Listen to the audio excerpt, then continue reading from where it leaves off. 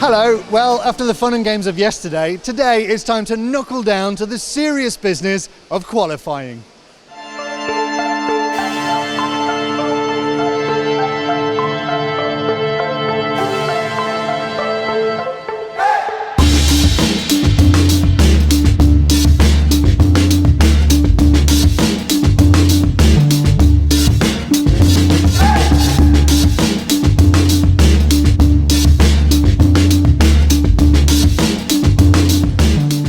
Now, for those of you who are not 12 scale experts, let's give you everything you need to know about this class in 1 minute and 12 seconds.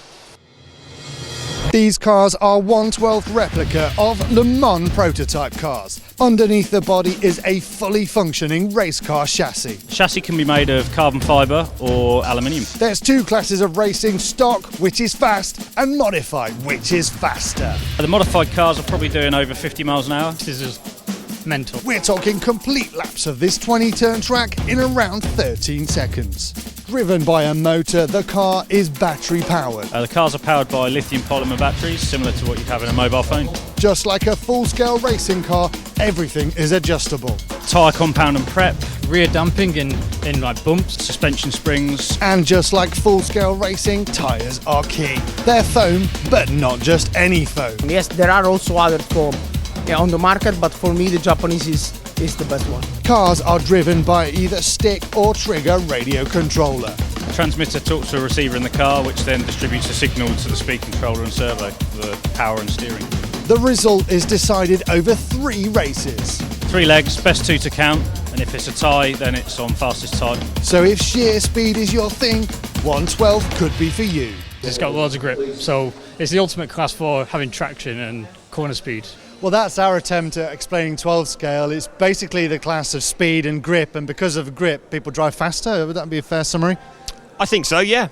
As the grip builds throughout the day, the cars go faster and faster, and we've just seen at the end of qualifying the fastest run of the day. Well, the crashes get bigger and bigger, don't they? And that's perhaps the story. It's damn hard, this track. It's really unforgiving, yeah. You've got to take risks to be fast, but in turn, yeah, you take risks and you risk breaking it. There's a lot of people who haven't finished runs. Okay, so let's get into stock. Let's begin with stock. What would you say was the story of stock as the day unfolded? Well, it looks like Ollie Payne has started to pick up the pace. Michael Orlowski's on TQ. He won the first 4 rounds, sat out the last round. Michael will be wanting to win the title he's so narrowly missed out on last year. Ollie will be looking to defend it, so it's just a reverse of the grid from last year. You think he'll be a bit disappointed, will Ollie? I think he would have been slightly coming into the event. However, looking at where he was yesterday and where he was this morning, probably not. Okay. Have they been able to keep it clean? Are the guys at the top been able to keep it relatively clean?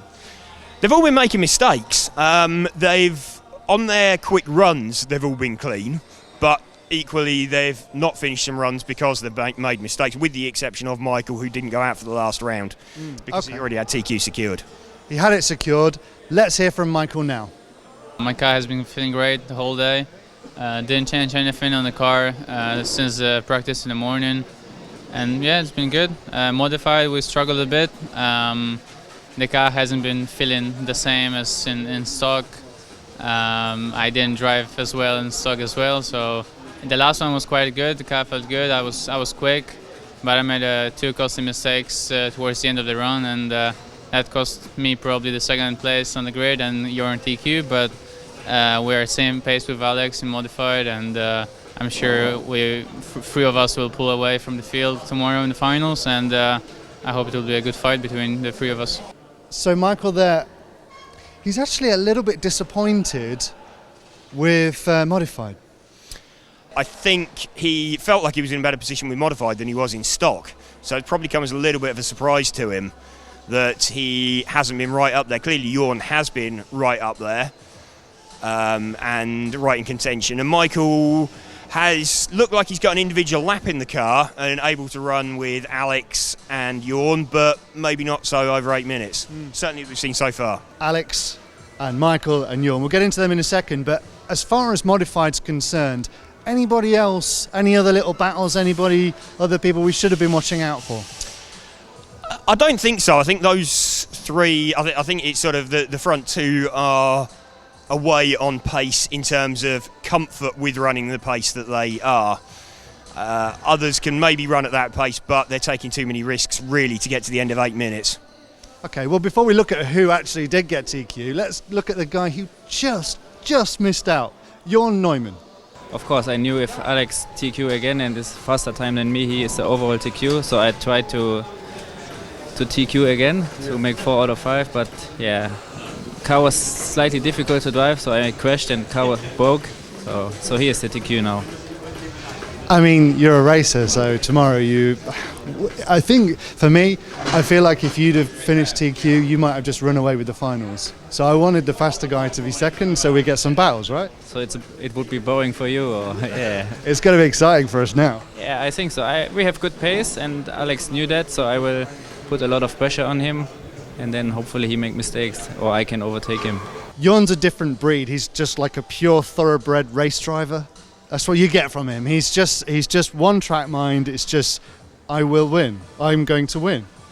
He is. I did wonder what went through his head when he made a mistake at the start of that run and Alex was behind him, because he knew that not only did Alex have to win, Alex had to beat his time. And you do question whether it flashed through his head, you know what, if I just stay online a little bit and delay Alex by a second or two, it might prevent him from getting somewhere near the time. But fair play to him, he didn't. He got straight out of Alex's way as soon as he was on him, and that must have been a horrible feeling, having to stand there on the rostrum just watching effectively. Alex drove fantastically under pressure in that last run. Not only did he have to win, he had to set a faster time as well. Different kind of Euros for Alex. It's not the one we've come to expect. Let's hear from him now.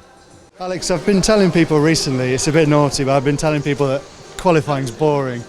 You just disproved that completely. What on earth just happened?